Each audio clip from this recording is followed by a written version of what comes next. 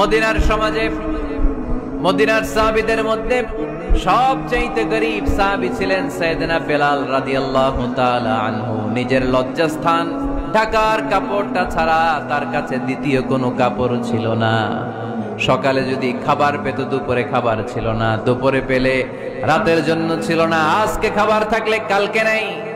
মদিনার সবচেয়ে গরীব সাহাবী বেলাল রাদিয়াল্লাহু তাআলা আনহু লজ্জাস্থান ঢাকার জন্য শুধু একটা জামা ছিল, গায়ে দেওয়ার মতো কোনো জামা নাই। এই সাহাবীর মতো গরীব কোন সাহাবী মদিনার জমিনে নাই।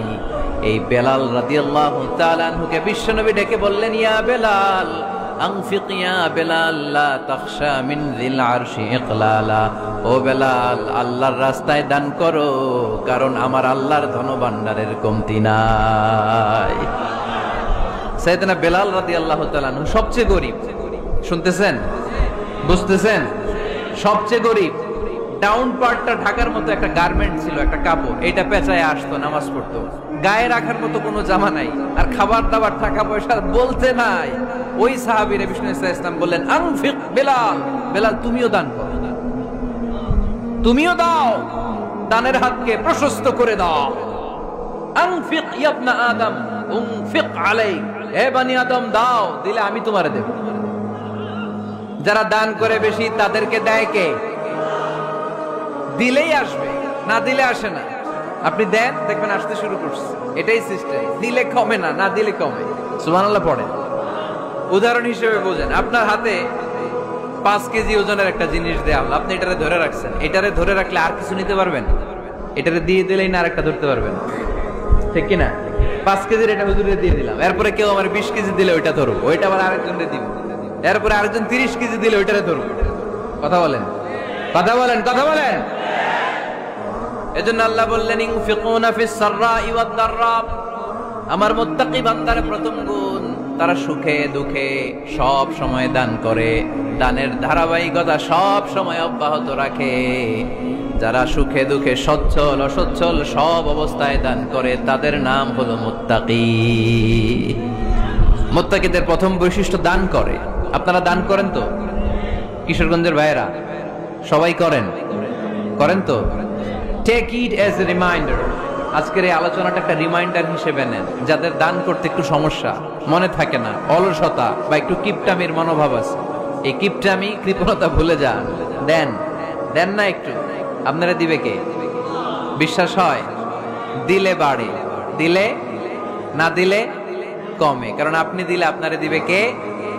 তবে গোপন অবস্থায় দেওয়াটা উত্তম। প্রকাশ্য দান করলে আল্লাহ কবুল করেন, ওইটাতেও সওয়াব আছে, কিন্তু গোপনে দান করলে বেশি খুশি হয় কে? গোপনে দান করলে আল্লাহর রাগ ক্রোধ কমে যায়। আপনার কোনো পাপের কারণে আল্লাহ যদি আপনার উপর রেগে থাকে, আপনি গোপনে কিছু দান করে দেন, ওই রাগটা মুহূর্তেই ঠান্ডা হয়ে যাবে।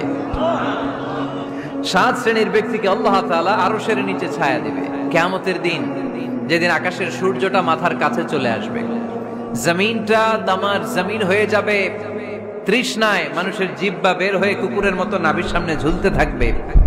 সূর্যের প্রচন্ড কিরণ আর তাপে মাথার মগজগুলো গলে গলে নাকের ছিদ্র আর কানের ছিদ্র দিয়ে ভাতের মাড়ের মতো টপ টপ করে বেয়ে বেয়ে পড়বে। আল্লাহর আরশের ছায়া ছাড়া সেদিন আর কোনো ছায়া থাকবে না। বিষ্ণু বললেন, 7 শ্রেণীর ব্যক্তিকে আল্লাহ তাআলা সেদিন আরশের নিচে ছায়া দিবে। তার মধ্যে থেকে 1 শ্রেণীর ব্যক্তি, কিশোরগঞ্জের ভাইয়েরা খেয়াল করে শুনেন, তার মধ্যে 1 শ্রেণীর ব্যক্তি হচ্ছে রাজুলুন তাসাদ্দাকা বিসাদাকা ফাআখফাহা। 1 শ্রেণীর ব্যক্তি হচ্ছে ওই ব্যক্তি যে গোপনে আল্লাহর জন্য দান করে। হাত্তা লা তা'লামু শিমালুহু মা তুনফিকু ইয়ামিনুহু।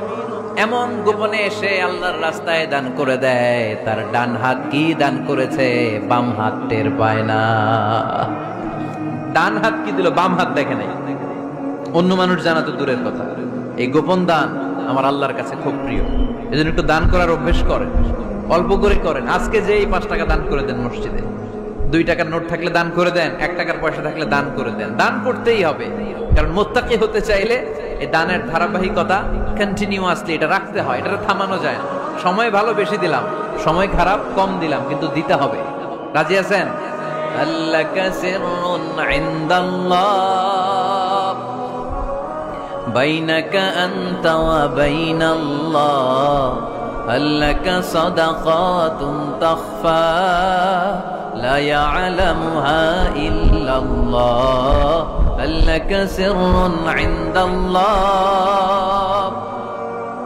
বাইনাকা আনতা ওয়া বাইনাল্লাহ আল্লাকা সাদাকাতুন তাখফা লা ইয়ালামুহা ইল্লাল্লাহ সুবহানাল্লাহ পড়ো আল্লাকা সিররুন ইনদাল্লাহ তোমার আর তোমার আল্লাহর মাঝে কোনো গোপন আমল আছে নাকি যেটা আল্লাহ ছাড়া কেউ জানে না জীবনে আমাদের প্রত্যেকের এমন কিছু গোপন আমল ইবাদত আর দান সদকা করা দরকার যেটা দুনিয়ার কেউ জানে না জানে আমার রব আর জানি আমি এরকম দান থাকার দরকার আছে না নাই তোমার জীবনে এমন কোন গোপন সাদাকা আছে নাকি যেটা আল্লাহ ছাড়া কেউ দেখেনি এই গোপন সাদাকাটা আল্লাহ খুব পছন্দ করে এখানে মাদ্রাসা আজকে আমার ভাই অমুক ভাই দিবেন 2 লক্ষ টাকা বলেন মারহাবা এটা উনি আল্লাহর জন্য দিতে পারে মারহাবার জন্য দিতে পারে ঠিক কি না কিন্তু রাতের আধারে রাস্তার পাশ দিয়ে হেঁটে যাচ্ছেন মসজিদের দান বাক্সটা লেখা উপরে সাইনবোর্ডে লেখা মুক্ত হস্তে আল্লাহর ঘরের জন্য দান করুন কেউ নাই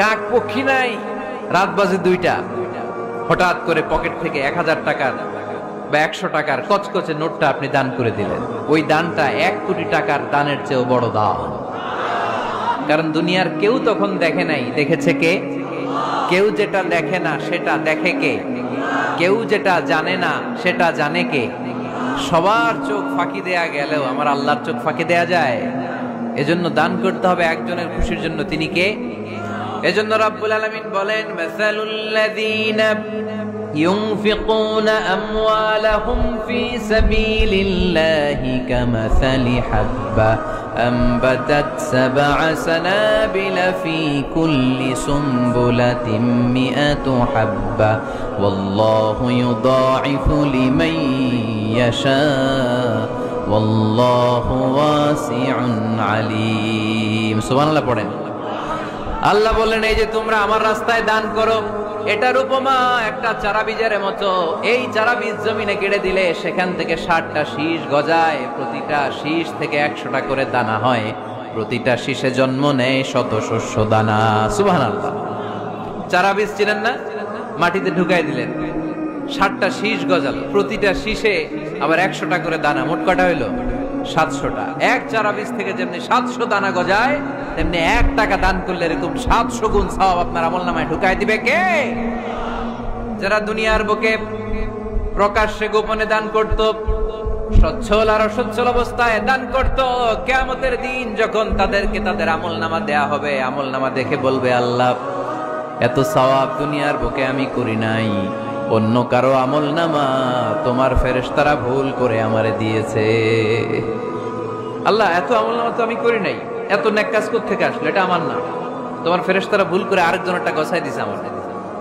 আল্লাহ বলবে না আমার ফেরেশতারা ভুল করে না সুবহানাল্লাহ পড়েন ফেরেশতারা কখনো ভুল করতে পারে না এটা তোমারই আমলনামা আমার আমলনামা আমি তো এত সওয়াব করি নাই আল্লাহ বললেন তুমি যে ওই আমার খুশির জন্য দান করেছো ওই ছোট্ট দানটাকে আমি বড় করে তোমার আমলনামায় ঢুকাই দিচ্ছি আরো আস্তে কোন সুবহানাল্লাহ হাদিসে এসেছে কামা ইউরাব্বি আহাদুকুম ফুলুয়া তোমরা যেমনি ছাগল পালো বাছুর পালো আল্লাহ তাআলা তোমাদের দানটাকে এরকম পেলে পুষে বড় করে আপনারা কিশোরগঞ্জে গরু পালন কারা দেখি মাশাআল্লাহ সবার বাড়িতে গরু হ্যাঁ বাড়ি বাড়ি আপনার বাড়িতেও আছে তো এই যে গাভী যখন বাচ্চা দেয় বাছুর হয় খুশি লাগে না আপনাদের মালিক কি করে এটারে খাওয়ায় খাইয়ে দাইয়ে পেলে পুষে বড় করে না কুরবানির হাটে বিক্রির জন্য আল্লাহ বললে তুমি যে ওই ছোট্ট দান করেছো তোমার এই ছোট্ট দানটা আমিও এটারে খাইয়ে দাইয়ে পেলে পুষে বড় করে উহুদ পাহাড়ের সমান করে তোমার আমলনামায় ঢুকিয়ে দিয়েছি এজন্য আল্লাহ বললেন আল্লাযীনা ইউনফিকুনা ফিস সাররাই ওয়াদ দাররা মুত্তাকিদের প্রথম গুণ সচ্ছল আর অসচ্ছল উভয় অবস্থায় আল্লাহর জন্য তারা দান করে সুবহানাল্লাহ পড়ে তাহলে মুত্তাকিদের প্রথম গুণ তারা কি করে জোরে বলেন সবাই বলেন আবার বলেন আপনাদের কষ্ট হচ্ছে দোয়া করে ফেলি আমরা তো গলার আওয়াজ এত অল্প কেন আওয়াজ করে উত্তর দেয়া যাবে চিল্লায় পড়েন আল্লাহু আকবার এভাবে উত্তর দিবেন। এভাবে আওয়াজ করে উত্তর দিলে আমি বুঝবো আমার কথা শুনতেছেন, বুঝতেছেন। তা না হলে আমি বুঝবো বুঝতেছেন না, আমি এত কষ্ট করে বলি এরা বুঝে না।